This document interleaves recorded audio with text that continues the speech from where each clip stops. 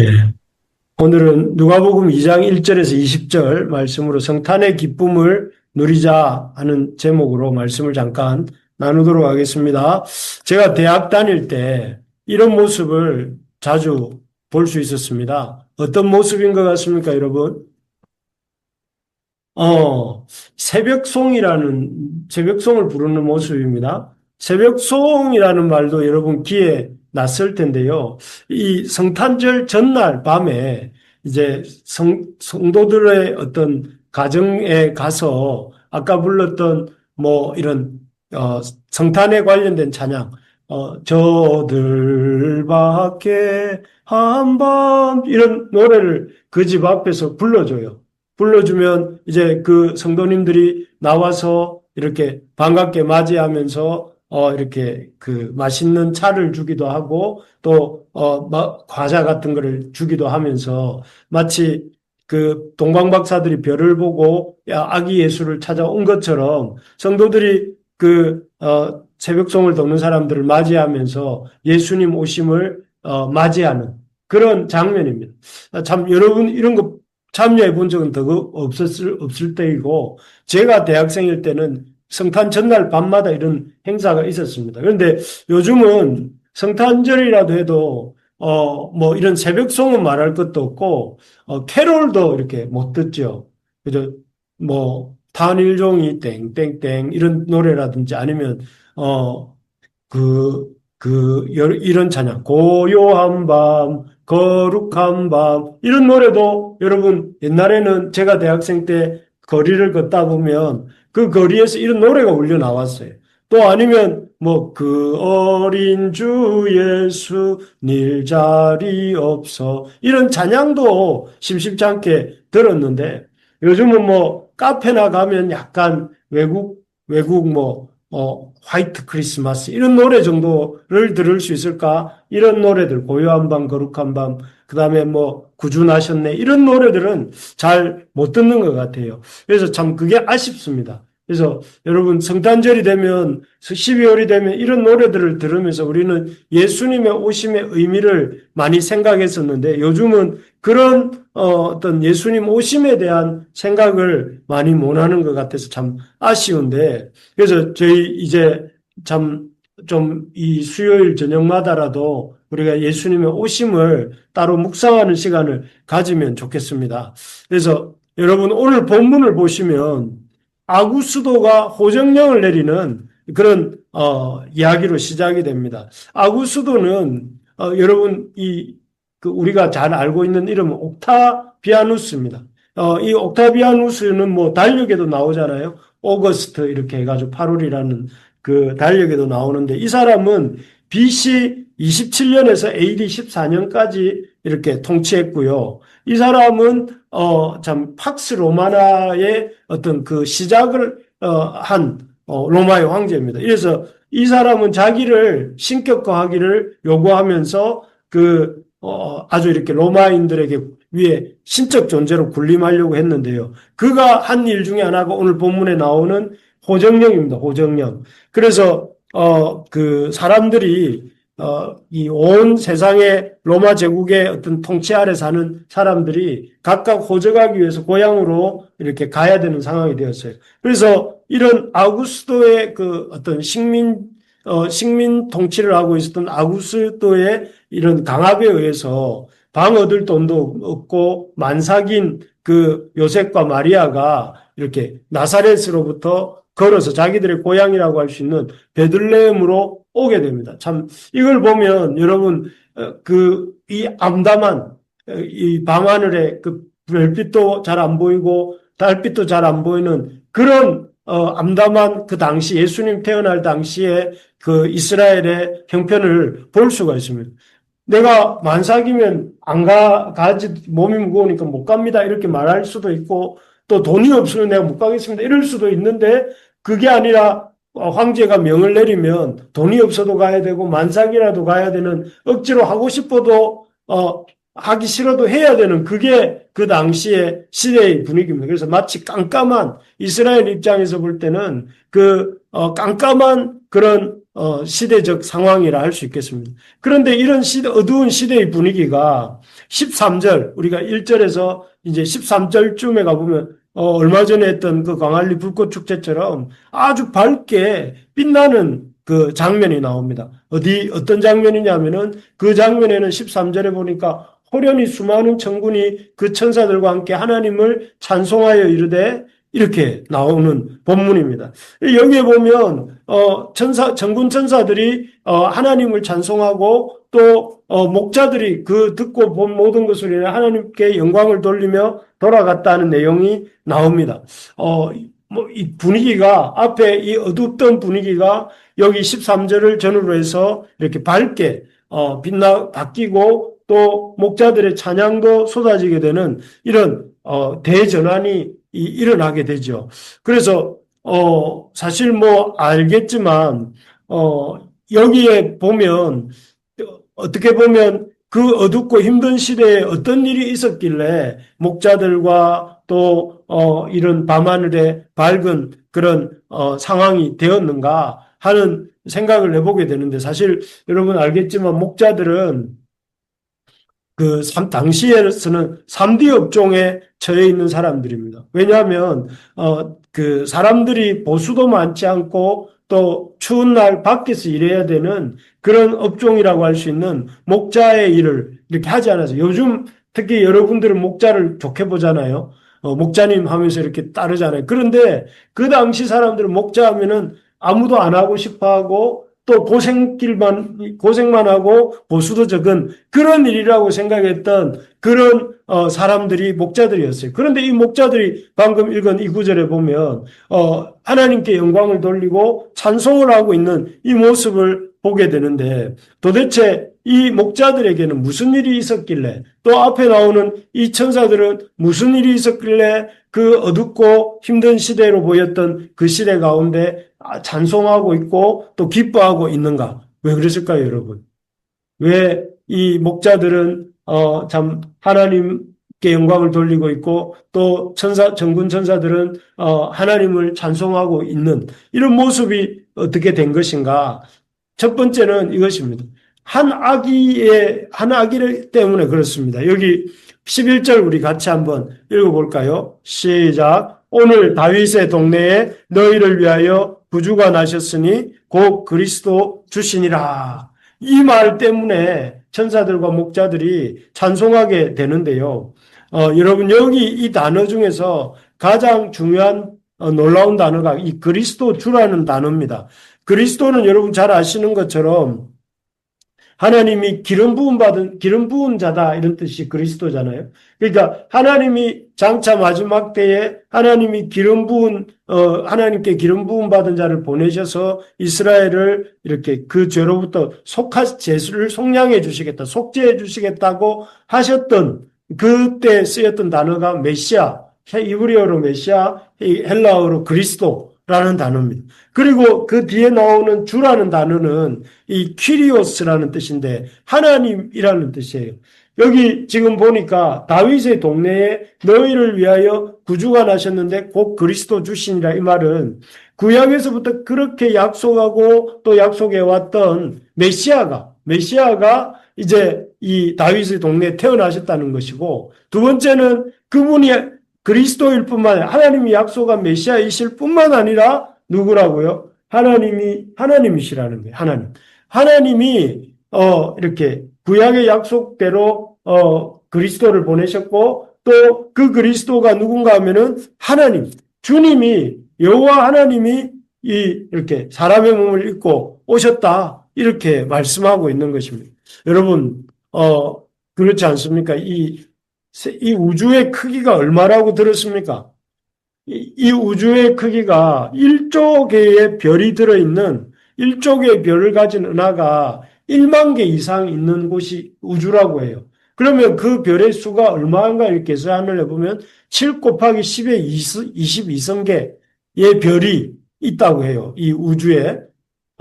이게 허블 망원경으로 관측 가능한 범위 안에 있는 별의 수가 이렇다는 거예요. 그 밖에 있는 별의 수까지 합치면 얼마나 더 있을지 우리는 모릅니다. 그런데 이렇게 놀라운 크기의 우주를 만드신 분, 우주가 너무 크잖아요. 그런데 그 우주보다 더 크신 분이 우리 하나님이잖아요. 그런데 그 하나님이 어떻게 해요? 여기 구주가 나셨으니, 오늘날 다윗의 동네에 너희를 위하여 구주가 나셨으니 사람의 몸을 입고 이 땅에 오셨다는 거예요. 그건 얼마나 놀라운 일입니까? 그래서 이 성경에서 천사들이 가장 많이 등장하는 본문이 어딘지 아십니까? 창조 때예요, 창조 때. 하나님이 천지를 창조할 때 하나님이 천사들을 통해서 일하셨잖아요. 그런데 그것보다 더 많이 등장하는 본문이 바로 이 본문입니다. 예수님이 이 땅에 오신다는 소식을 알릴 때에 천군 천사들이, 수없이 많은 천사들이, 창조 때보다 더 많은 천사들이 모여가지고 이렇게 하나님을 이렇게 찬양하는 장면이 등장하고 있습니다. 왜요? 하나님이 어마어마하게 크신 하나님이 사람의 몸을 입고 그리스도와 주가 되시기 위해서 오셨다는 거예요. 그래서 이걸 그것을 이 목자들이 다 깨닫지는 못했지만 목자들이 그 사실을 아니까 자기들의 그 깜깜하고 답답한 상황에도 불구하고 감사가 터져 나온 거죠. 여러분 얼마 전에 경주에서 에이펙을 했잖아요. 에이펙에 누가 와서 에이펙이 아주 이렇게 떠들썩했습니까? 시진핑과 트럼프가 와가지고 에이펙이 막 생각했던 것보다 더 규모가 커지고 아주 사람들의 주목을 받았습니다. 그런데 이 수없이 이 지구상에 물론 강대국이긴 하지만 지구상에 많은 그 왕들, 이 대통령들 중에 2명이 온 것만 해도 우리가 이렇게 막 소란스럽게 이렇게 떠들썩한데 이 온 세상과 우주 만물을 지으신 하나님이 이 땅에 오신 것을 생각해 볼 때에 이 얼마나 큰 일입니까? 그죠? 그래서 우리가 참 이 성탄절이 어떤 의미에서 우리가 기뻐해야 되냐면은 하나님이 그 사람의 몸을 입고 그리스도로 오신 것이 이 성탄절이기 때문에 그렇습니다. 그래서 우리 하나님 앞에서 우리가 기뻐해야 될 이유는 무엇이냐면은 하나님이 당신의 약속을 지키셨고 그리스도를 보내주시겠다는 약속을 지키셨을 뿐만 아니라 하나님이 우리의 구원함을 위해서 사람의 몸을 입고 이 땅에 오셔서 이제 구속의 역사를 시작했다는 것을 인해서 우리가 감사하고 기뻐해야 됩니다. 옆에 있는 사람한테 이렇게 한번 인사해 볼까요? 창조보다 성탄이 더 놀라운 일입니다. 물론 창조도 중요하고 성탄도 중요합니다. 근데 너무 우리가 성탄을 그렇게 대단하게 여기지 않는 것 같아서 이렇게 말을 해보라고 한 것입니다. 창조보다 성탄이 더 큰 일이라는 걸 여러분들이 마음에 새깁니다. 그래서 여러분 창세기 1장에서 그렇게 아주 하나님의 놀라움에 우리가 경탄했다면 그만큼의 경탄을 가지고 성탄에도 놀라야 됩니다. 성탄은 하나님이 주가 되시고 그리스도가 되셔서 우리에게 오셨기 때문에 그렇죠. 그래서 이런 의미에서 성탄을 맞이할 수 있는 사람이 된다면 여러분 성탄절을 제대로 이렇게 맞이하는 사람이 되는 것입니다. 두 번째로 보면 이 목자들이 왜 얼굴이 그렇게 기뻐하고 또 천사들이 감사했던 이유가 무엇이냐면 우리를 위한 구원자가 오셨다는 거예요. 우리 이 화면에 나온 말씀 한 번 더 읽어볼까요? 시작. 오늘 다윗의 동네에 너희를 위하여 구주가 나셨으니 곧 그리스도 주시니라.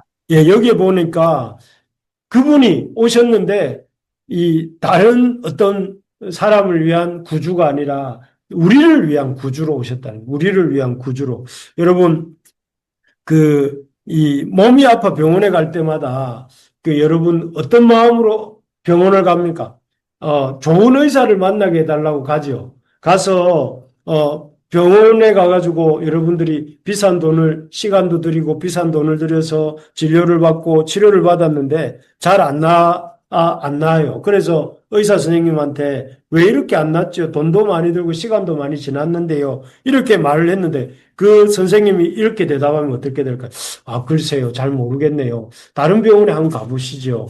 이렇게 의사가 말을 했을 때 환자인 우리가 그 말을 들은 환자 입장이라면 어떤 마음이 들까요? 속상하겠죠. 지금까지 나는 그 사람을 이렇게 진짜 내 병을 고쳐줄 사람으로 알고 시간을 들이고 돈을 들였는데 그 사람이 실컷 고친다고 해놓고는 하는 말이 다른 병원에 자기는 잘 모르겠다고 다른 병원에 가라고 이렇게 말을 할 때에 배신감이 느껴지고 허무한 마음을 느낍니다. 여러분들 아직 그렇게까지 아파본 적이 없어서 모르겠지만 그렇습니다.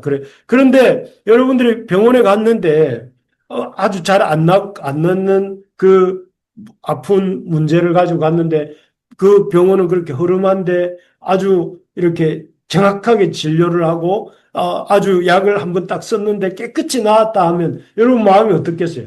막 여러 의사를 만나고 여러 병원을 찾아갔는데도 안 낫던 병이 그 의사를 만나가지고 깨끗이 또 이렇게 나았다고 하면 여러분 가만히 있을까요? 여러분들이 그렇게 몇십 년 동안 우리가 막 고통스러워하던 그 병이 명의를 만나가지고 깨끗이 낫고, 이렇게 재발하지 않는 그런 상태가 되었다면 아마 이 목자들처럼 기뻐했을 거예요. 목자들이 어떻게 했어요? 아까 목자들이 이렇게 했잖아요. 하나님께 영광을 돌리고 찬송하며 돌아갔다고 했잖아요. 자기 병을 고쳐준 의사를 만난 그 사람은 이렇게 하나님 앞에 영광을 돌리고 찬송하며 돌아갔을 거예요. 돌아갈 거예요. 그렇습니다. 그런데 여기, 사실 인류의 역사도 알고 보면 인생도 마찬가지고 인류의 역사도 마찬가지입니다. 이 죄에 빠진 인간은 이 인생의 그 허무와 고통의 문제를 가지고 누군가 이 허무와 고통의 문제, 내 인생의 허무와 고통의 문제를 이렇게 해결해 줄 수 있는 누군가를 찾는 것이 인류의 역사였어요. 인생도 알고 보면 내 인생에 참 만족을 주고 내 인생을 기쁘게 해줄 그 누군가를 찾아가는 게 우리 인생의 가장 가는 길이라고 할 수 있는데 그런데 그래서 사람들은 어떤 철학을 한번 열심히 이렇게 따라가 보기도 그래서 철학관이 많나? 철학을 막 열심히 따라가 보기도 하고 또 어떤 사람들은 과학을 의지해 보기도 하고 또 어떤 사람들은 뭐 이렇게 종교를 의지해 보기도 하고 하지만 그 사람들이 이렇게 그것을 통해서 답을 얻거나 해결함을 얻지 못했어요. 그런데 이 예수님이 오셔서 하신 일이 뭐예요? 마지막에 돌아가시면서 제일 마지막으로 하신 말씀이 뭐라고 여러분 알고 있으세요? 다 다 이루었다 이루었다. 하셨잖아요. 다 이루었다는 것이 무슨 말이에요? 다 해결했다는 말씀이거든. 뭘 해결하셨다는 거예요? 인간의 그 고질적인 삶의 문제가 뭐냐면은 인간의 어떤 삶의 허무와 삶의 의미 없음과 또 삶에 있는 수많은 죄로 인한 고통의 문제를 인간이 해결하지 못하고 철학도 과학도 종교도 그 어떤 것도 해결해 주지 못했는데 그거를 누가 해결해 줬느냐면은 예수님이 다 이루었다 하시면서 다 해결해 주신 것이죠. 그리고 그 예수님을 통해서 이렇게 우리 인생의 문제가 해결되게 된 것입니다. 그래서 여러분, 삭개오가 어떻습니까? 삭개오가 그 인생의 가장 큰 목표가 뭐였습니까? 여리고에 있는 돈을 다 삭슬이 하는 거잖아요. 그 딸 이름도 아마 삭슬이로 지었을지도 모르면, 삭개오가 돈의 인생의 의미를 두고 막 살았는데 그 의미를 이렇게 자기의 어떤 돈을 추구했던 그 인생이 돈으로 말미암아 참만족을 얻지 못했어요. 그랬는데 예수님을 딱 만나니까 막 속히 내려와 즐거워하며 영접했다 이런 표현이 나올 정도로 이렇게 그 마음에 기쁨이 가득하게 됐죠. 또 우리가 잘 아는 사마리아 여자 니고데모 어떻습니까? 이 사람들도 다 남편을 통해 가지고 만족을 얻어보려고 했고 니고데모는 이런 세상의 그런 학문이나 유대교라고 하는 종교와 또 이 랍비라고 하는 세상 사람들의 존경을 통해서 자기 인생 문제를 해결하려고 했지만 참만족을 얻을 수가 없었어요. 그런데 니고데모도 예수님을 만난 이후에 그 인생이 바뀌었어요. 왜요? 예수님이 그 문제를 다 해결해 주셨기 때문에 예수님이 우리의 구주이시기 때문에 우리를 고쳐주시는 분이시기 때문에 그렇습니다. 그래서 예수님을 만난 사람들의 인생은 다 바뀌었습니다. 그래서 천사들과 목자들이 그렇게 기뻐할 수 있었던 이유는 목자들에게 무슨 어떤 큰 물질이 생겼거나 아니면 목자들에게 어떤 휴가가 주어져서 그런 것이 아니라 목자들이 기뻐하는 이유가 뭐예요? 구주가 나셨다. 우리를 위한 구주가 나셨다. 그래서 여러분들의 인생이 참 우리가 어떻게 이 만족할 수 있냐면 구주이신 주와 그리스도가 되시는 주님을 만날 때 행복을 우리가 누리게 되거든요. 그래서 성탄절이 있는 이 12월이 여러분 이 세상에 그 어떤 것보다 귀한 선물을 우리가 받은 거예요. 여러분, 선물 교환의 밤하면 내가 무슨 선물 받을까 이렇게 기대하잖아요. 기대하는 마음이 당연합니다. 그런데 하나님이 이미 우리에게 그 어떤 선물보다 놀라운 선물을 주셨는데 그것이 무엇이냐면 우리 주 예수님, 나를 위해 오신 주님이세요, 주님. 그래서 여러분, 이 주님으로 인하여 기뻐하는 여러분들이 되시기를 바랍니다. 우리가 그런 목자가 되어야 됩니다. 그래서 여러분, 이 하나님께서 우리 인생의 가장 큰 선물로 예수님을 주셨기 때문에 그 예수님으로 인해서 우리의 인생이 모든 문제가 사실은 다 우리가 보기엔 큰 문제인 것 같고 걱정거리이지만 주님을 주셨다면 예수님을 우리를 위해 선물로 주셨다면 그 어떤 것도 이렇게 선물로 안 주실 리가 없다는 것을 기억하면서 여러분 기뻐할 수 있기를 바랍니다. 마지막으로 이 목자들과 천사들이 기뻐하는 이유는 첫 번째가 아기 때문에 한 아기를 만났기 때문이고 두 번째는 그분이 우리를 위한 구주라는 것을 알게 됐기 때문이라면 세 번째는 그분이 나를 위하여 오셨다는 것입니다. 여기 보면 7절 우리 같이 한번 읽어봅시다. 7절 시작. 여자들라 강보로 싸서 구유에 누였으니 이는 여간에 있을 곳이 없음이러라. 여러분 구유가 뭔지 아시죠? 구유가 뭐예요? 여물통, 말의 여물통, 소의 여물통이. 그런데 보통 아기가 나면 어디 조리원에 가가지고 따뜻한 이렇게 이불이나 포대기에 싸서 아니면 인큐베이터나 이런데 아주 소중하게 다루어지잖아요.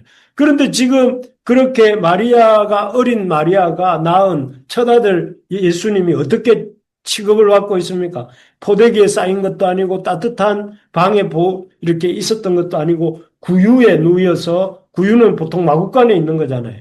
구유에 누워서 이렇게 어디 있을 곳이 없어서 구유에 누워 있는 가축들과 같이 있는 그런 예수님의 모습을 이 누가복음 2장 20장 여기 2장 7절에서 그렇게 묘사를 하고 있습니다.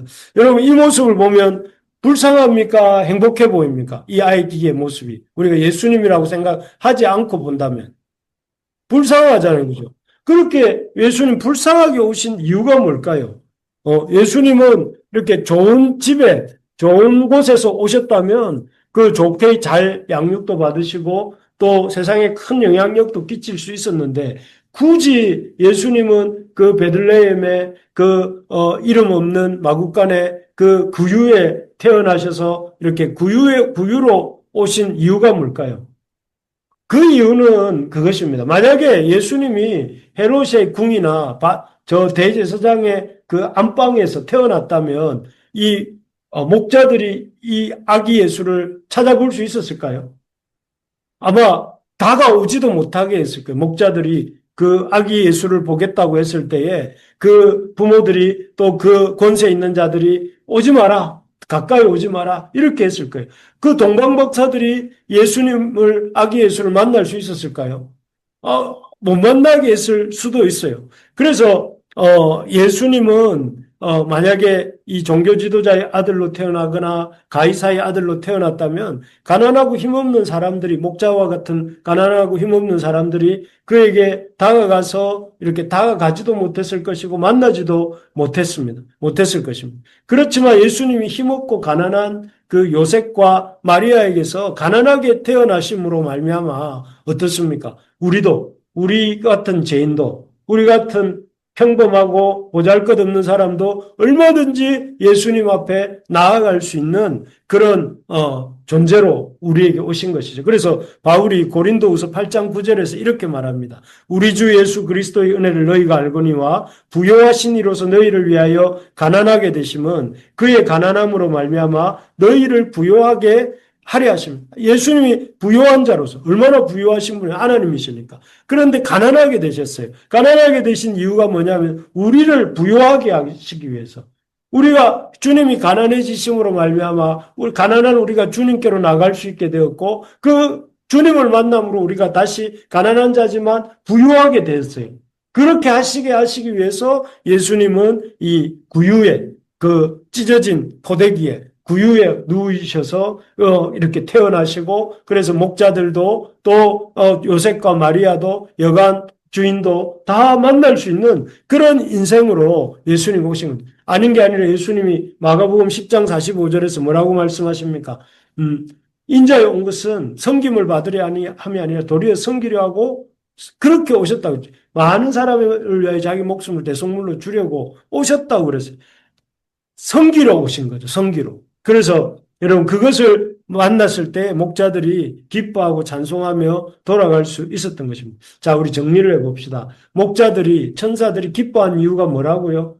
한 아기를 만났기 때문에. 그 아기는 누구다? 구약에서 약속했던 그 메시아요 또 주이신 키리오스 하나님이시라는 것을 그들이 알았기 때문에 기뻐했다는. 그래서 성탄이야말로 우리가 창조보다 기뻐할 일이라는 것을 우리가 마음에 새겨야 돼요. 두 번째로는 그분이 구주로 오셨다는. 그 구주라는 말은 그 인류의 역사 속에서 그토록 인류가 기다렸던 그 주님, 우리의 그 죄의 문제를 해결해 주시기를 바랬던 그 주님, 테텔레스타이 하시면서 이루어 주신 그 구주로서 예수님이 오셨기 때문에 우리가 이 12월 성탄절을 있는 이 12월에 여러분 기뻐하는 것입니다.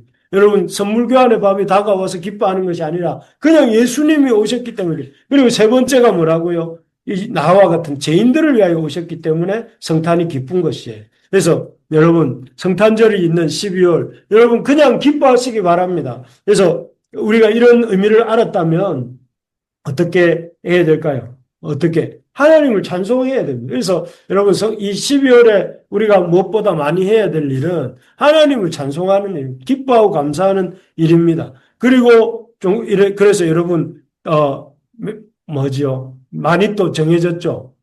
여러분 다 잘해주려면 힘들지만 그 한 명에게 좀 이렇게 잘해 주십시오. 저는 제 마니또에게 어제 뭔가 한 가지를 실천했습니다. 실천을 해가지고 그를 기쁘게 해주었습니다. 그를 기쁘게 해주었는데 저 마음이 기뻐요. 여러분들도 이렇게 실천할 수 있기를 바랍니다. 그 두 번째로 여기 보면 우리도 예수님처럼 좀 나눔을 실천해요. 이번 12월에 내가 받을 게 뭘까? 이렇게 생각하지 말고 나는 뭘 좀 줄 수 있을까? 이렇게 생각하면서 좀 이렇게 예수님이 우리를 위해 이 땅에 오신 것처럼 우리도 누군가에게 예수님처럼 이렇게 낮아져서 가는 우리가 되길 바랍니다. 세 번째로 그리고 이 기쁜 좋은 소식을 알려야 됩니다. 그래서 저는 이번 12월 이렇게 20일쯤 셋째 주 토요일쯤에 안 믿는 친구들, 하나님 예수님 모르는 친구들 초대해서 밥을 한 끼 대접할까 싶습니다. 교회에서. 그래서 좀 이렇게 교회에 앉아서 제가 음식을 준비할 게 아니라서 눈치가 보이긴 하지만 한번 초대를 해볼까 생각을 하고 있습니다. 조촐하게 행사로서가 아니라 그래서 여러분들도 이때만큼 복음 전하기가 좋은 때가 어디 있습니까? 예수님이 오셨다. 그런데 그분이 누군지 아느냐? 예수님은 우리 같은 죄인들을 위해서 오셨다. 예수님은 오셔서 너를 위해서 구주가 되셨다. 이 예수님이 너의 인생의 가장 큰 선물이다. 이렇게 말해주기 좋은 계절이 이 12월보다 더 좋은 계절이 어디가 있을까요? 그래서 그런 생각을 하고 있습니다. 그래서 여러분 이런 우리가 예수님의 오심을 생각하면서 찬송하고 또 하나님이 우리의 구원자이심을 알므로 기뻐하고 그 기쁨을 전하는 저와 우리 모두가 되시기를 주님의 이름으로 축복합니다. 예. 네. 아멘.